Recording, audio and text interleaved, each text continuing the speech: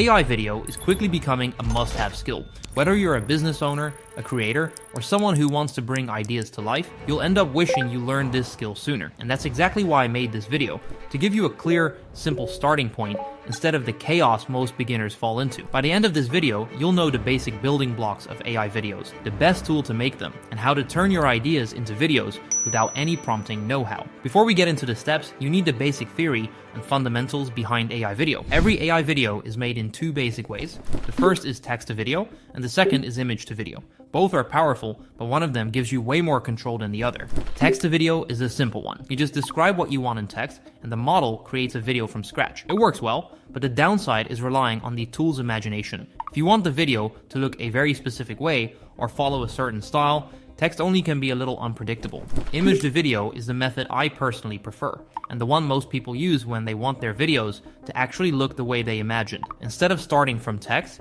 you start with an image, and the AI animates that image into a video. And inside image to video, different models let you control things in different ways. Some models only ask for a single image. You give them that one picture, and they take care of the rest. But some models give you a lot more control. Instead of just choosing the first frame, you can decide exactly how the video should end, and the AI fills in everything in between. This lets you make content of any length by generating clips that end in a set way, and then using that ending as the start for the next one. You can connect them perfectly with zero cuts. This is the part where most beginners think things get complicated, but it's actually a lot simpler than it looks. If you like the more controlled method, where everything looks how you pictured it, you'll need to know how to make good images. And that might sound like a whole new skill, but image generation is way easier than you think. You just need a few easy tricks to make your images look professional, and I'll show you those so you don't get stuck. At this point, you're probably wondering how you're supposed to put all of this together. You've got different ways to create content, tools that behave differently, and each one seems to work in its own way. And honestly, this is where most beginners give up. Not because it's hard, but because access is a nightmare. Every popular tool usually sits on its own separate website. Some of those websites are blocked in certain countries, some are painfully slow, and some barely ever update or charge way too much.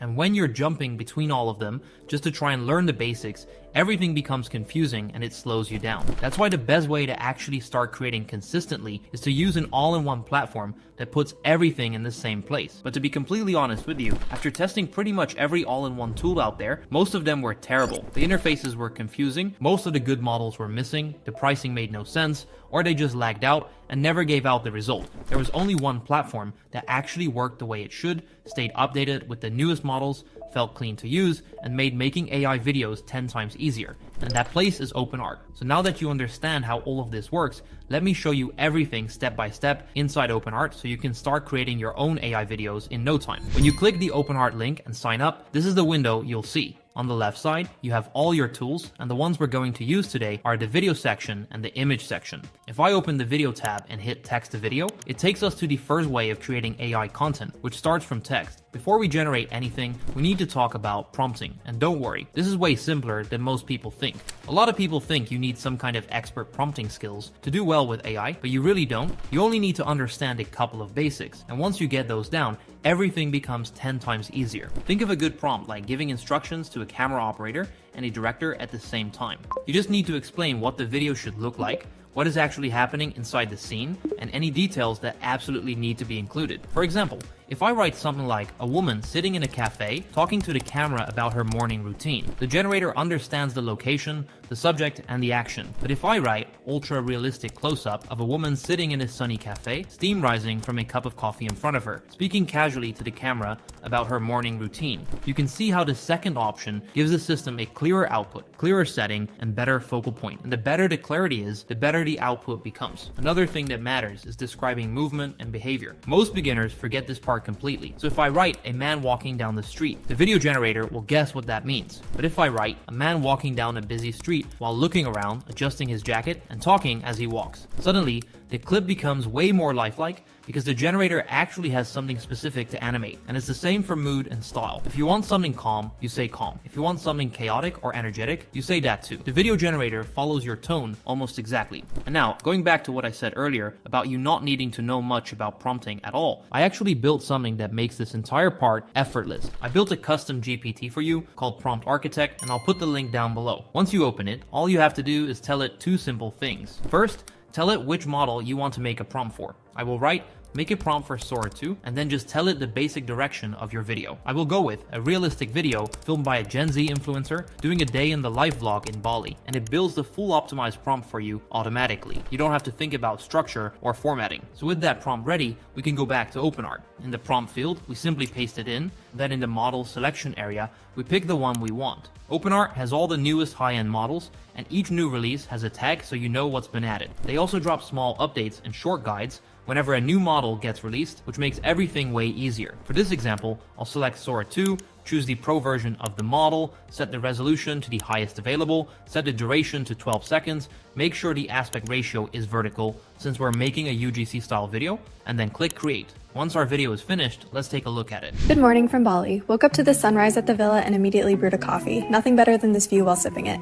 Heading into town on the scooter, the streets are already alive. Markets, incense, so much color everywhere. Spent the afternoon at the beach with friends, just swimming. And honestly, it looks amazing. This is exactly what I meant earlier when I said you often can't even tell if something is real or generated. Everything from the girl's voice to the environment to the general day in my life aesthetic looks incredibly convincing. Now let's test the method I personally prefer, which is starting with an image. If I switch to the image to video tab, another reason I love OpenArt, it's super easy to move around between different setups. You can see it immediately asks us to upload an image first. So before we can animate anything, we need to actually go create that image. To do that, we head to the image panel on the left and hit create image. This is where you generate your images, and you can pick any option you want from the selector at the top. OpenArt offers all the newest image models, and to give you a quick overview, here are some of the ones I personally think are best. Seedream is a great all-around model. Nano Banana and its Pro version are amazing for editing existing photos. The entire Flux lineup is very strong and performs well across almost every type of image. And one thing most people overlook is OpenArt's realistic model. This one is trained to make people look human instead of like AI dolls, which is great for UGC content. UGC, or user-generated content, is a style of ads or content that's filmed in a way where you can't tell it's an ad. It's made to look like a casual video filmed by a creator, and it's hands down the highest converting ad style on the internet simply because it feels real. For this example, I'll be using a model called Nano Banana Pro. It works perfectly for what I'm about to do. I have this screenshot from the iconic Old Spice ad, and I also have this image of Ed Sheeran. So all I'm going to write is change the man in image 1 to the man in image 2. This kind of image editing doesn't require any complicated prompting. You just tell the model exactly what you want it to do. Then I'll click generate, and here is the result. This looks exceptionally good, and this is exactly what I meant earlier when I said these models have gotten insanely powerful. Next, I'm heading back to the original Old Spice ad and skipping forward a little bit. Here, the character is a little closer to the camera, so for this next shot, I'll remove the previous upload a new image, and write zoom in the camera a little bit, and now we get a more zoomed in shot that matches the original angle. Finally, I'm going back into the ad to the part where the actor lifts the Old Spice bottle, and for the prompt, I'll write make the man in image 1 be in the same position and holding the same bottle as the man in image 2, and here is the result. With all that, we now have our 3 images ready to be used in the video. Next, I'm going back to the video tab, switching to image to video, and in the model selection, I'm choosing VO3. Here you'll see an end frame tag on every choice that supports this feature, so you don't have to open each one manually. I'll choose VO3 and upload our original shot, the first one where Ed Sheeran is just standing normally, and then upload the slightly zoomed in shot as the end frame. For the prompt, I'll write a single continuous shot. The video begins with a man standing completely still in the exact pose. The camera performs a slow, smooth, constant zoom toward his face. He delivers this line, "Hello ladies, look at your man, now back at me, now back at your man, now back at me." I'll make sure the audio is turned on. I'll set the resolution to 1080p, the aspect ratio to 16:9, and for video mode, it's important to select normal. This part can be confusing because fast sounds better, but it's actually a lower quality mode. Normal is the high quality one, so that's the one I'm choosing. Now I'll click create and let's check out the result. Hello ladies, look at your man, now back at me, now back at your man, now back at me. It recreated the ad extremely well. The only inconsistency I have is the voice, but overall, this is still a really impressive result. Now I'm going to show you the power of the end frame feature. By clicking this button, you'll see the previous end frame shift to the start. For this next part, I'll use our last image, the one where the character is holding the bottle. For the prompt, I'm keeping everything almost the same, but changing the final line to, "Sadly, he isn't me." But if he stopped using lady scented body wash and switched to Old Spice, he could smell like his me. Then I'll click create. Sadly, he isn't me. But if he stopped using lady-scented body wash and switched to Old Spice, he could smell like his me. This one came out looking really good as well. But what I really want to show you is the full video stitched together. Let's take a look. Hello ladies, look at your man, now back at me, now back at your man, Now back at me. Sadly, he isn't me. But if he stopped using lady-scented body wash and switched to Old Spice, he could smell like his me. Here you can see how smoothly the two clips blend and how well the look is matched. This is an amazing result made with Veo 3 inside OpenArt. Now, for our final test, we're switching back to Sora 2 because I want to show you how to incorporate items, products, and even phone screens inside your generated videos. For this example, I have a screenshot of Uber's mobile interface. We're going to make a short UGC style ad for Uber. So in the prompt, I'm writing, a natural late 20s business casual woman filming herself on her iPhone in a clean home office. She's holding up her phone, showing the Uber app interface. She speaks quickly and naturally, with small imperfections and handheld movement. The exact script she should say is, Uber made getting around my city so much easier. Booking rides became super fast. Comment the word fast and I'll send you a 15-day free ride voucher to try Uber yourself. Switching the model to Pro, and now we're ready to generate.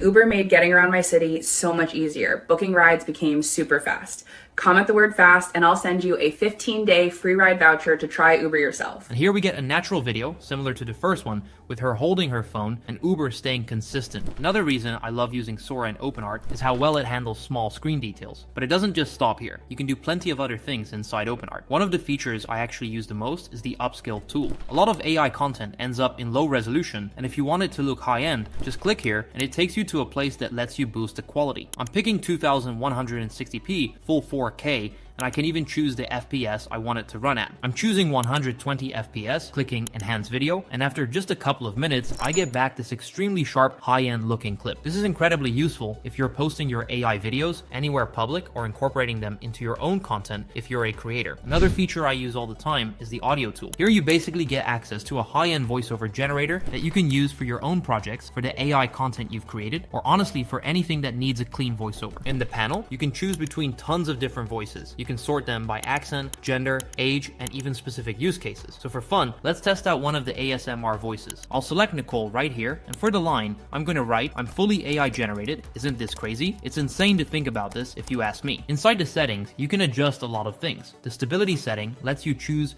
if the voice stays steady or has more life to it. I usually lower this to around 0.2. The similarity setting keeps each result close to the last one, so I'm setting it to 0.2. Style exaggeration brings out more of the voice's quirks, so I'm putting it at about 0.6. And for the speed, I moved it to 1, so it sounds more natural. Now I'll click create and let's take a listen. I'm fully AI generated. Isn't this crazy?